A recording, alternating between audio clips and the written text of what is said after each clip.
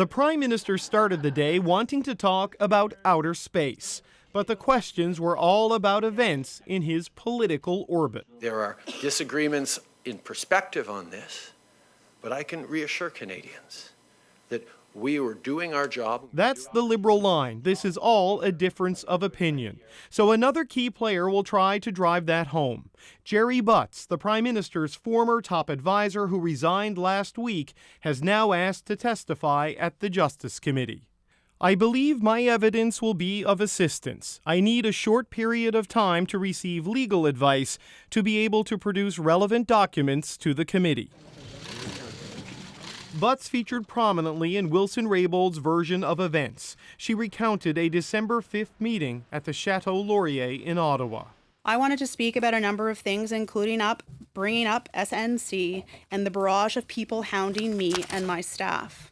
He said I needed to find a solution. Later, on December 18th, Wilson-Reybould's Chief of Staff, Jessica Prince, met with Butts and the Prime Minister's Chief, Katie Telford, a meeting Prince detailed to Wilson-Reybould in text messages. Gerry said, quote, "Jess, there is no solution here that does not involve some interference," end quote. The committee is also bringing back Clerk of the Privy Council Michael Wernick. Canada's top civil servant testified previously that he had a key phone call with Wilson-Reybould on December 19th. So I can tell you with complete assurance that my view of those conversations is that they were within the boundaries of what's lawful and appropriate. She viewed it quite differently. I believe that there were 3 occasions in that conversation where there was a veiled threat. Mr. Wernick's testimony from last Thursday was completely demolished. If Ms. Wilson-Reybould's version of events is true, Mr. Wernick is a liar. The committee isn't just recalling Wernick, it's asking the Deputy Minister of Justice, Nathalie Drouin, to come back as well.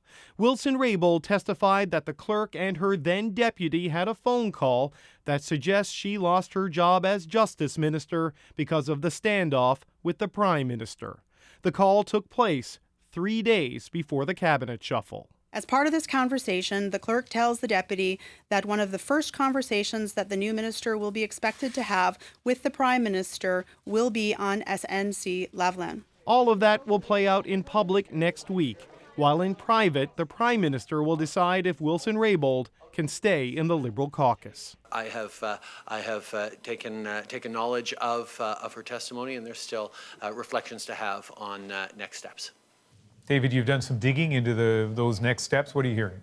Yeah, Ian, CBC News has learned that the Prime Minister is going to shuffle his cabinet on Friday morning. This is something we knew was going to happen eventually because of that vacancy Jody Wilson-Raybould created when she resigned as Minister of Veterans Affairs. And ever since then, Defence Minister Harjit Sajjan has been doing double duty.